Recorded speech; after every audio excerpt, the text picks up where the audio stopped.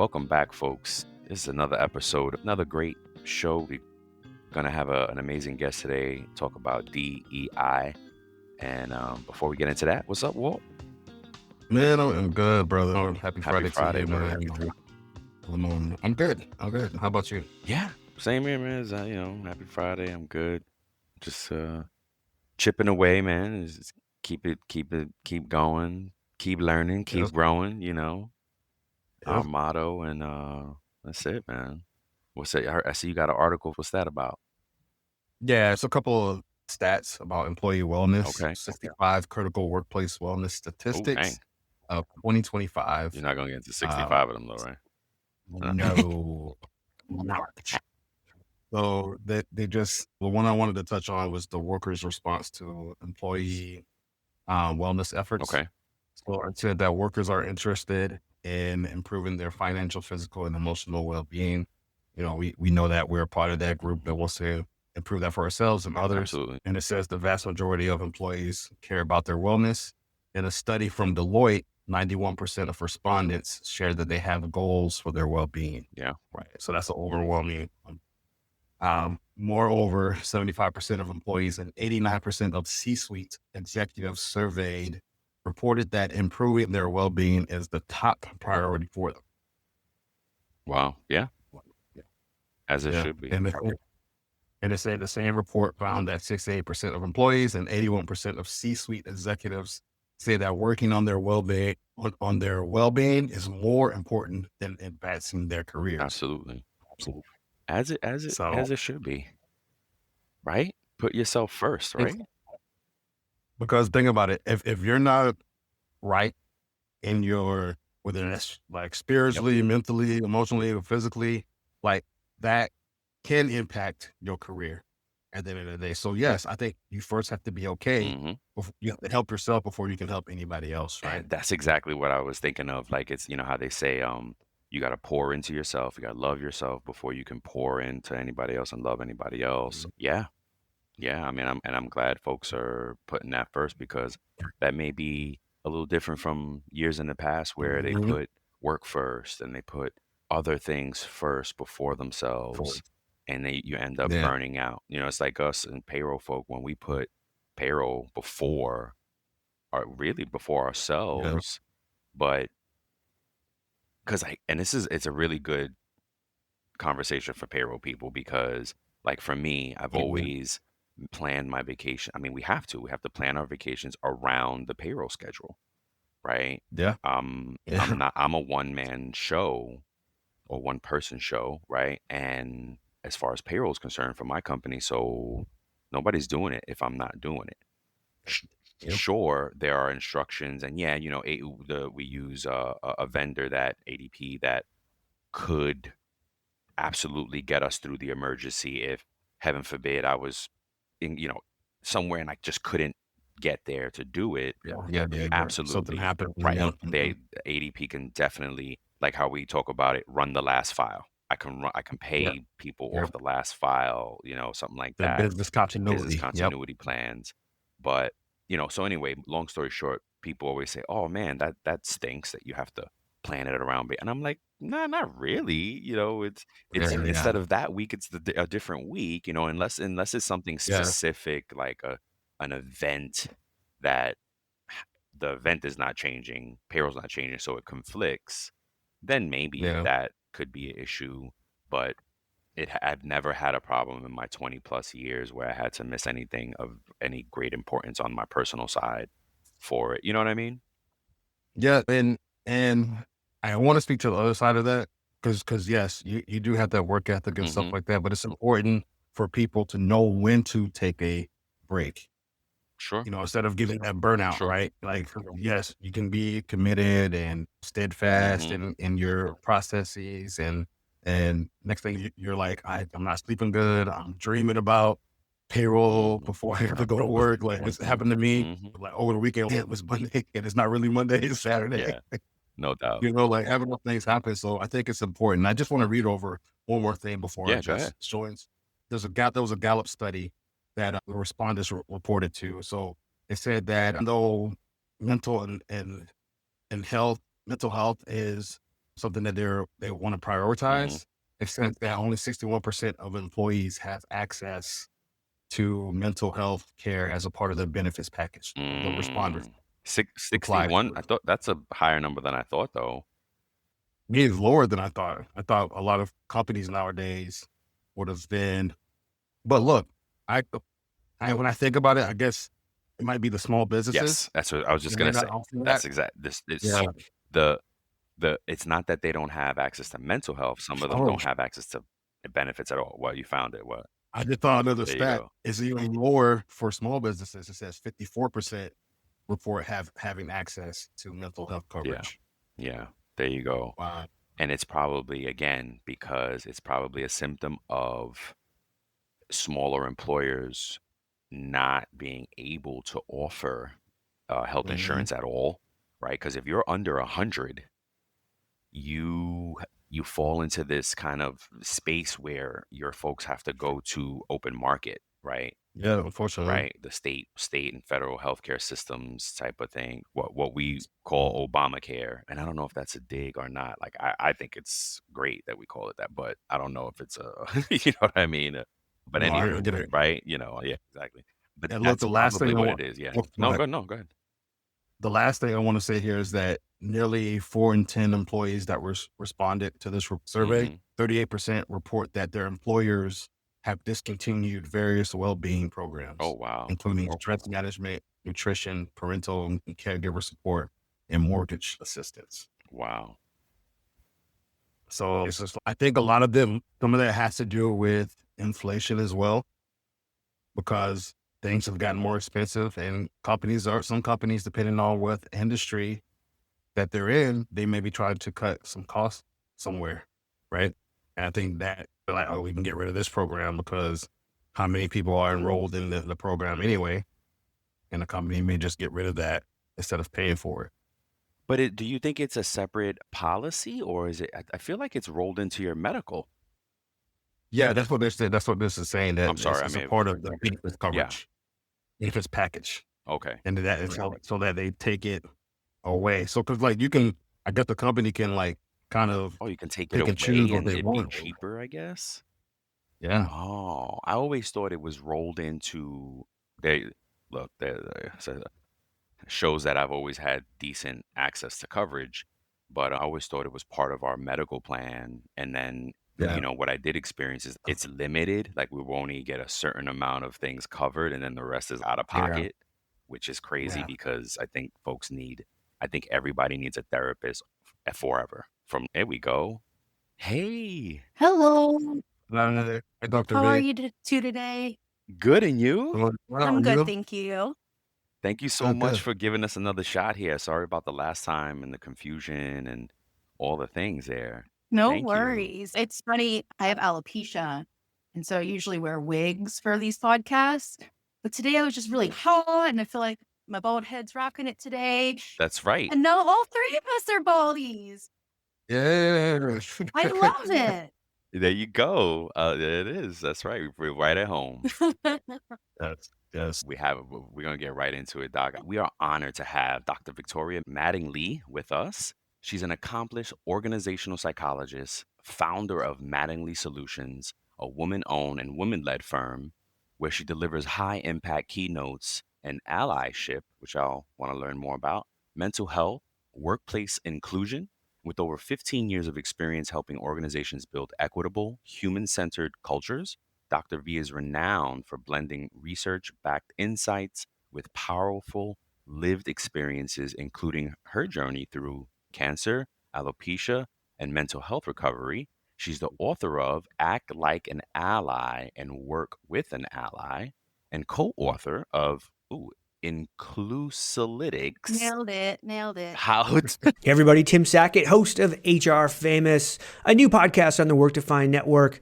Am I famous? No, I'm HR famous. My wife says I'm a micro celebrity, and 13 HR ladies around the world want their picture with me, which I think is funny. So, hey, what do we talk about on the pod?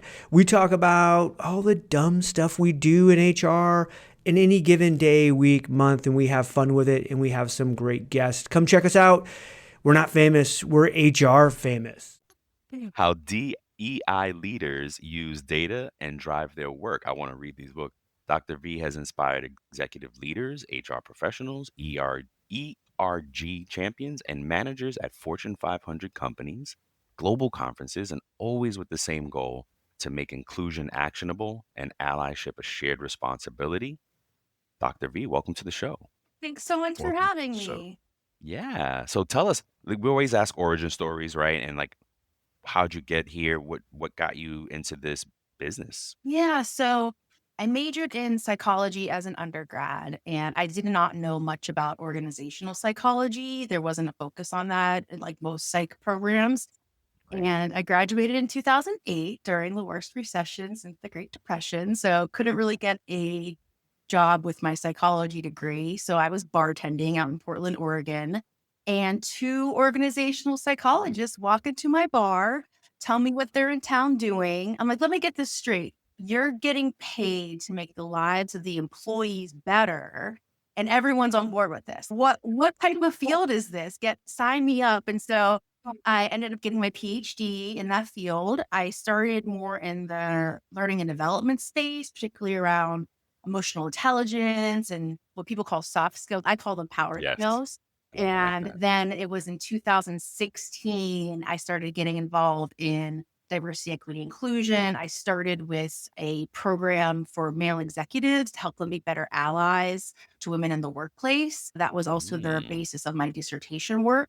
So that's really what, married the learning and development, the training in with the diversity, equity, and inclusion. And I've been really focused on workplace inclusion and allyship ever since. amazing. wow, that's amazing. All right, so I'm going to ask you a couple of questions, and just I want to hear your assessment of these. Okay. Okay, Dr. V.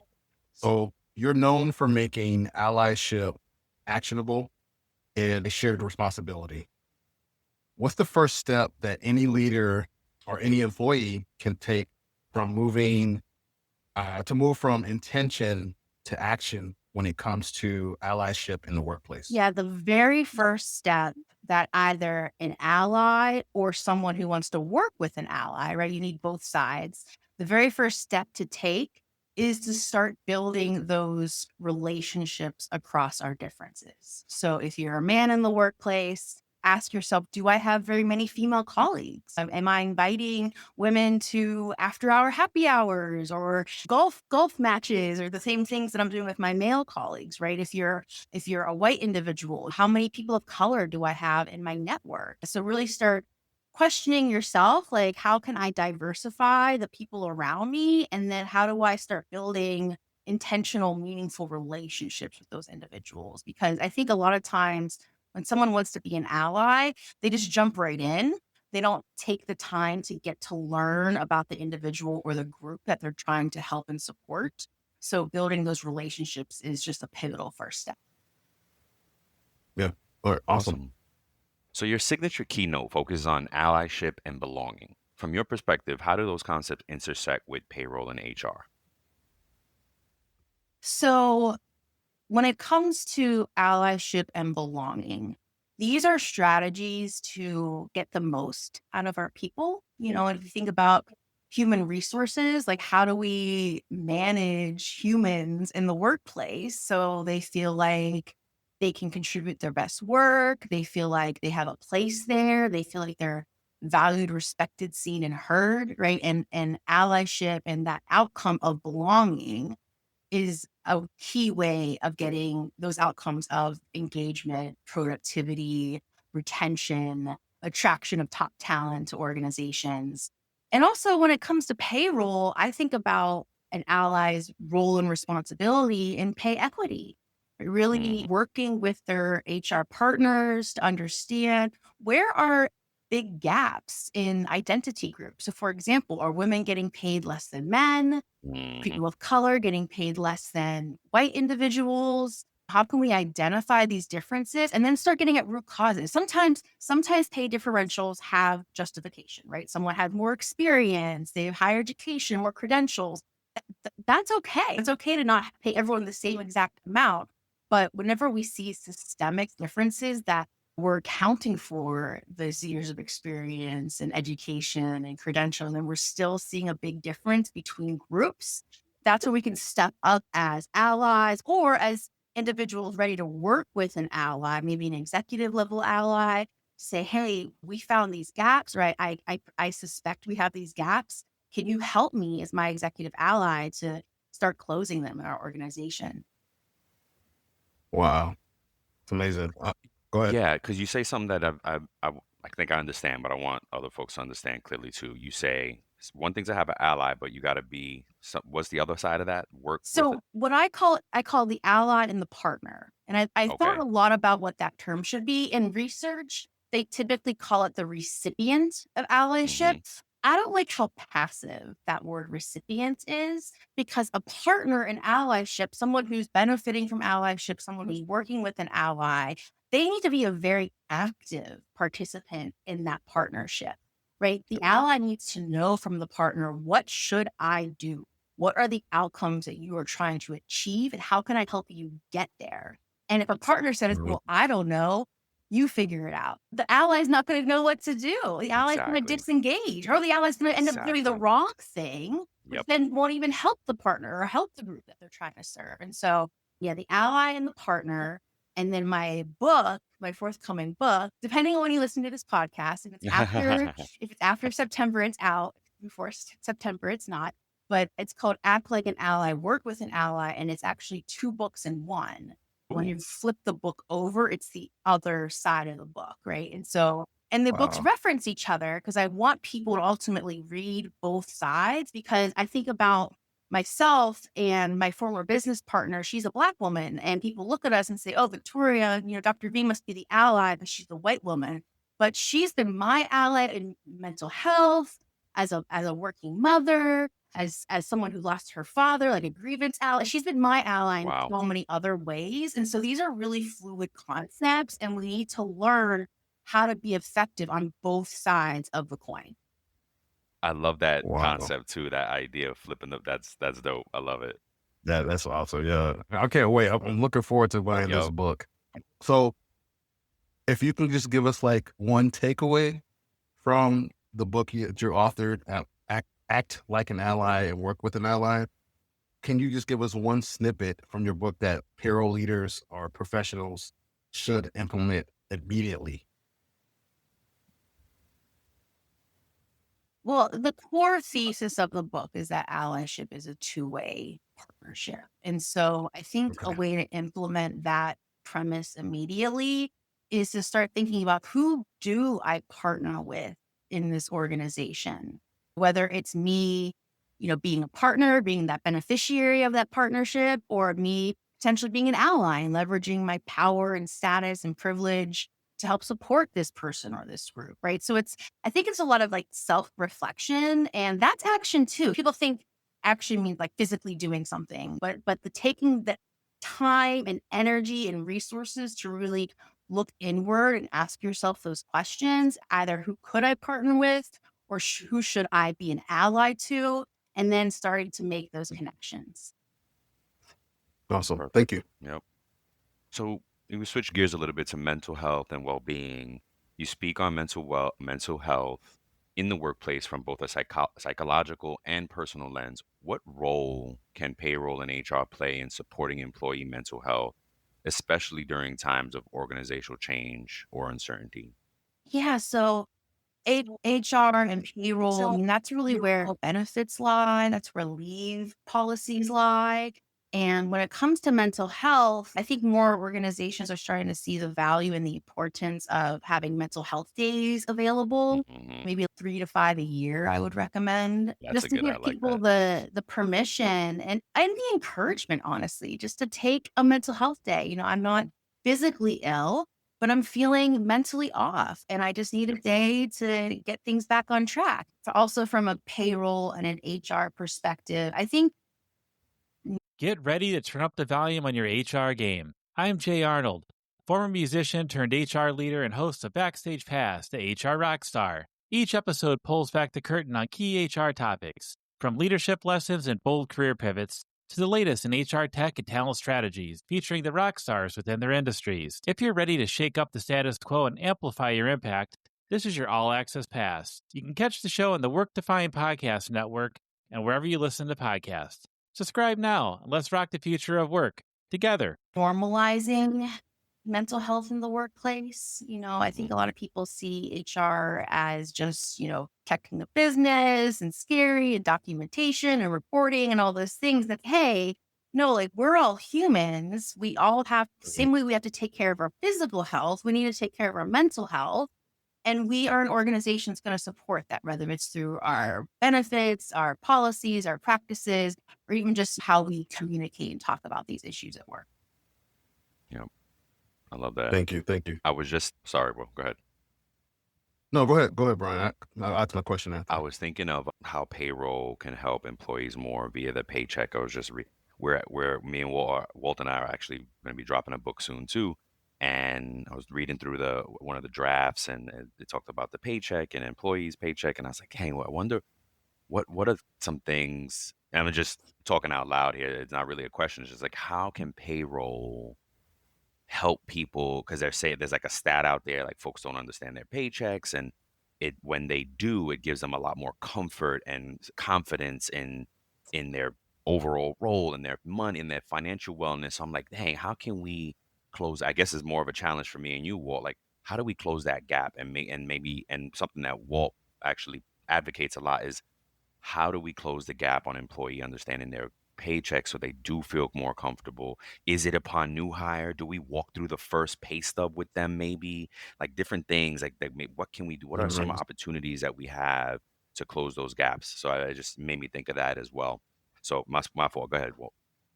No, you're good. You're good. You're good. Thank you for sharing that. I think it's important for us to, be an advocate for employees and really speak to our C-suite and leadership about that, because it's a part of financial wellness is also a part of mental health and well-being too. Oh yeah. Right? Because I think that as long as their pay is good, that can alleviate so many other stressors that may potentially occur. Right. Exactly. So, Yeah. so Dr. V, based on your own journey and research, what are some of the most common barriers to creating psychologically safe workplaces, and how can leaders begin to break them down? Yeah, I mean, the definition of psychological safety is an environment where people feel safe and comfortable sharing their perspectives, especially if it's divergent, different than everyone else in the room, expressing their opinions and just speaking up without fear of retaliation or punishment. And so what leaders can do, and both formal and informal leaders, I think, team leaders, people who, help direct and influence their teammates, their peers, their direct reports. What can you do to signal to your team, to others, that this is a safe space and they can share what they should know? We're always going to action what people share, right? I think that's the fear leaders have, that if we humor this conversation, that we have to do something about it. No, there's a process. There's, a certain hierarchy, decision-making that's necessary before action is taken. But that doesn't mean we can't talk about it. That doesn't mean we can't put it out there. And I think a way that leaders can signal that safety is by being vulnerable themselves and sharing things that maybe, people would feel like they'd be afraid to share. So going back to the previous topic, hey, I took a mental health day last week. I wasn't feeling my best. I wanted to get my head in order. Took a mental health day. We have these days available through HR or whatever, having the policy ready to go to explain it, but we have these days available and I took it. I encourage y'all to take it too, or we just went through a restructure, right? A reorganization. And yeah, it sucks having to redo your job and having a new job description and a new team. It sucks. And just being able to share that and make that space so people can also feel then safe to share their perspective, their feelings, their opinions as well. Yeah, thank you. Why do you feel like there's such a stigma on the whole mental health day? I feel like it's important for us to be able to have that vulnerability and really just let our employer know, hey, like you were saying, Dr. V, I do need some time to just kind of just recharge and just collect myself and just make sure that I'm in a good space. Because if I'm not, if I'm not in a good space, it may potentially have some downstream impact in those that I service from my workplace and some people that I service that if I have a family or children or significant other, right? So I just, why do you think that's such a big deal still? Well, fortunately, the stigma is starting to go away, and I see that Yeah. generationally. I see Gen Z, they own it. They have their therapists, they Okay. take their mental health days, they own their diagnoses. I feel like ADHD and like neurodivergence in general has been a lot more just accepted now. It's not seen as a Yeah. disability, it's just seen as part of someone's functioning, you know? Yep. And I think that same spillover is happening to mental illness. I think the stigma Okay. still persists because those in power are typically older from Mm-hmm. previous generations Yep. where mental health was a lot more taboo.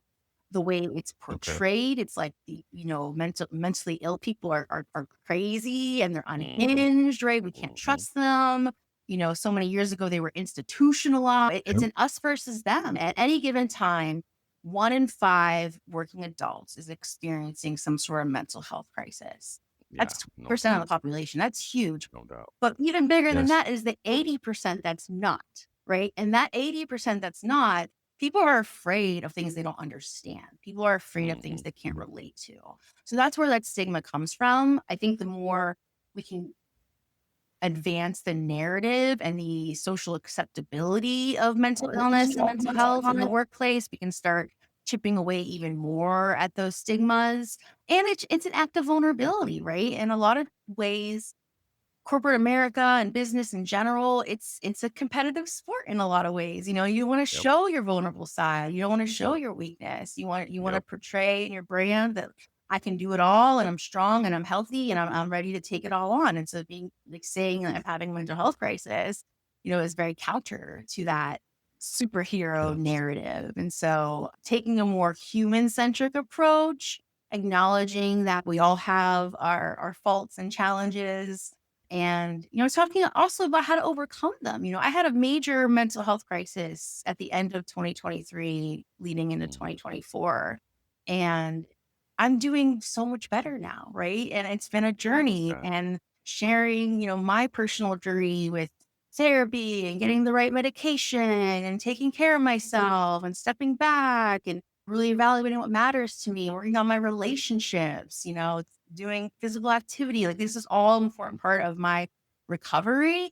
It's something I have to live with for the rest of my life, but I'm a very functional, high performing individual. So I can give you all those examples of, oh, here's someone who lives with mental illness that's still getting it done and crushing it professionally. It's possible. Yep. Oh yeah. Yeah. Thank Um, you. Go ahead. Me and my family were recently talking about our therapist, and we were like, I think she's a little crazy. And I'm like, we were like, and I said, well, it changes the narrative a bit. Instead of hurting people, it's a hurt person helping someone, Oh, I love that. Hurt people, right? help people. Oh, There I you go, love that. right? Yeah. And my yeah, my girls too were like, oh yeah, that's because we say that a lot because I have and they come, oh, why did this one do this to me? And I'm like, I'm sorry, like I say all the time, hurt people, and blah blah blah. So it's changing that narrative a bit. So yeah. Next question. We're gonna switch gears a little bit into the inclusive leadership and data-driven DEI. You co-authored this book. And let me see if I can say it again. Inclusalytics, how DEI leaders use data to drive their work. What's one way a payroll or HR team can use data to advance workplace inclusion? Hey, we're the payroll baddies, and our mission is to make payroll fun and relatable. And call out industry when we hear it. You gotta call it out. You gotta call it like you see it. But we also gotta shine a light on all those unsung payroll heroes out there, making sure we get paid. Yeah, those are the real payroll baddies out there, and we love sharing their stories and showing them love. With gold chain and everything, baby. By the way, SAP is the best payroll out there, and if you don't like it, Get out. Yeah, so payroll owns a lot of the data that really matters to workplace equity, and that's the pay data. So Hmm. using payroll data, take that data-driven lens to uncover systemic inequities. And then allies can leverage these payroll analytics to identify pay gaps by gender, race, other dimensions, push for structural changes like better compensation frameworks, also push for more transparency, right? Knowing what the pay ranges are, thinking about, I love how certain states now mandate the pay range for job postings. Like Pay what transfer, yeah. great information for those. Because a lot of times women and people from minority backgrounds, right? They're just coming into the new job with their pay information from their last job. And Mm-hmm. that's not right. They need to come in Nope. with the pay information for this job. Yes. What are my Yes. Yep. future peers making already Yes. in this role? Not what did I make at the last place. And so That's right. having that transparency is just so critical. And then tying DEI metrics to compensation, right? So rewarding inclusive leadership behaviors, rewarding allyship behaviors, rewarding the creation and retention of more diverse teams. And we're not seeing as much of this right now. And I'm not advocating for this right now because things are so choppy in the DEI space, right? But when the pendulum does swing back a little bit, if an organization does take diversity, equity, inclusion seriously, thinking about how are we awarding our people Mhm. and how do we tie those rewards and incentives to our DEI goals? And payroll can have a huge role in it. Awesome. Awesome. I think you just shared some of the metrics and signals that may indicate that an organization is moving in the right direction when it comes to inclusion and equity. But what might some of the red flags be the organization or maybe even a professional may need to watch out for? Yeah, so most large organizations, mid-sized organizations, have an annual engagement survey, right? So Mhm. how engaged am I in my work? How much do I feel like I belong here? How motivated am I? And so taking that engagement score data and slicing it by identity groups. So, do we see Mhm. differences in how men and women are responding? Do we see differences by racial and ethnic groups, by sexual orientation, by age and generation, right? And so, really try to understand, how are these actually outcomes of inclusion, right? Engagement, feelings of belongingness, feeling, you have friends at work and whatnot. How do these vary by diversity group, right? And so when you start seeing big variance between those identity groups, that's a red flag. Why are women having such a different experience here compared to men? Why is our Latino population, feeling this way when everyone else is feeling just fine, And so I think that is one area. Another area to look at is turnover data. Are we Mm-hmm. losing certain groups at a higher rate than others? Ooh, that's a good one. Hiring data. Are we selecting individuals from certain groups more than others? Looking at, of course, pay data. Are we compensating certain groups more highly than others? Right. And so it's really Mhm. looking at the demographics and slicing it by those important outcome variables and seeing where those differences are. Those are the big red flags. I love it. You're Big gonna right. send a bunch of Yeah. us payroll folks down crazy analytic rabbit holes. Yeah, for real. I'm already like, oh my God, I never even thought about looking at Word. it that way. Because we, as payroll folk, we worry so much about just making sure the compliance is met and da Yeah. da da. This is the Mhm. kind of, what'd you say, power skills Power compliance? skills. Yeah. I Power skills. love that. I love that. So, in the interest of time, we're gonna wrap it up for you. But we want to ask you, where do you see the next frontier of inclusion, allyship, well-being at work? So DEI, as we knew it 2, 3 years ago, 4 years ago, is dead. It's not the same, right? It's been appropriated by people who don't understand what DEI means. It's been flipped on its head. I've been called racist and sexist, and people think DEI is exclusionary. People think DEI is leaving people out and bringing on people who are qualified, for jobs. So DEI has just been completely dragged through the mud. And so we definitely need a rebrand. I talk about it now in terms of workplace inclusion. because I think we Mm-hmm. can all get Okay. on board that we're Yep. going to have better people if we treat them so they feel valued, respected, seen, and heard. It's pretty Yeah. kind of a Yeah.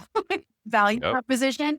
And to answer your question, and I'm very biased, I'll start by saying that I believe the future of DEI is allyship.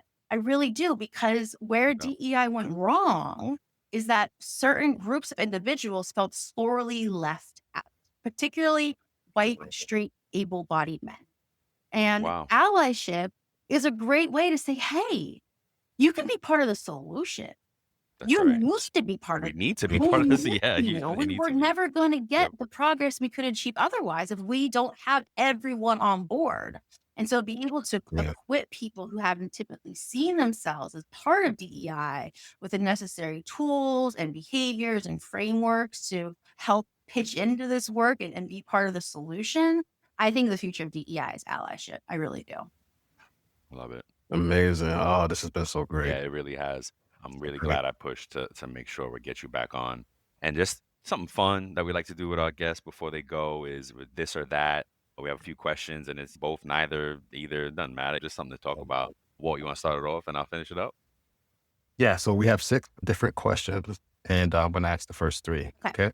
Would you rather eat at the Anoya's Eatery or Hello Bistro? Oh, Noise is my favorite restaurant in Pittsburgh. I love it. It's so good. If anyone comes Nice. to Pittsburgh, eat at Noise. It's amazing. Nice.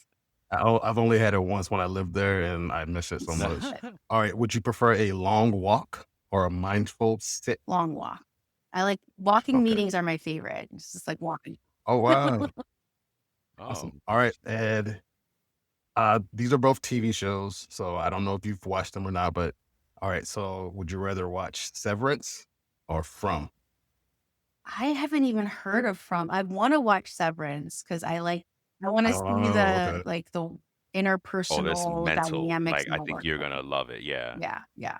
I Yeah. haven't finished it, but I Okay. know it's deep. You got to pay attention. Great Oh, Okay. I got the next. Okay. A Yes, great sir. movie or a great book? movie. Popcorn. No doubt. Ooh, the Penguins or the Steelers? Or neither? Are you a sports fan? Mm. I gotta say the Steelers. I don't love the PPG stadium that the Penguins play in. I always feel like it's so steep. What if you fall? I don't know. I feel like I just have more space to enjoy the game, and I love being outside. Pittsburgh has the most beautiful both football and baseball stadiums because they overlook the rivers and the skyline, and Yes. so I'll say Steelers. Nice. Okay. All right, last one. Teaching or learning? Ooh, I love them both so Gotti. much. I love Gotcha. them both so Yes. much. Both is I fine.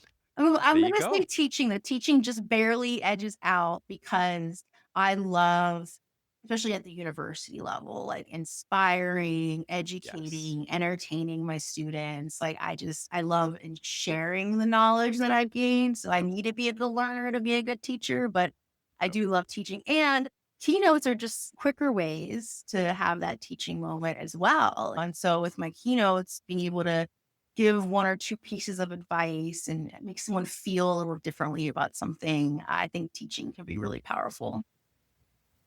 Awesome. Love it.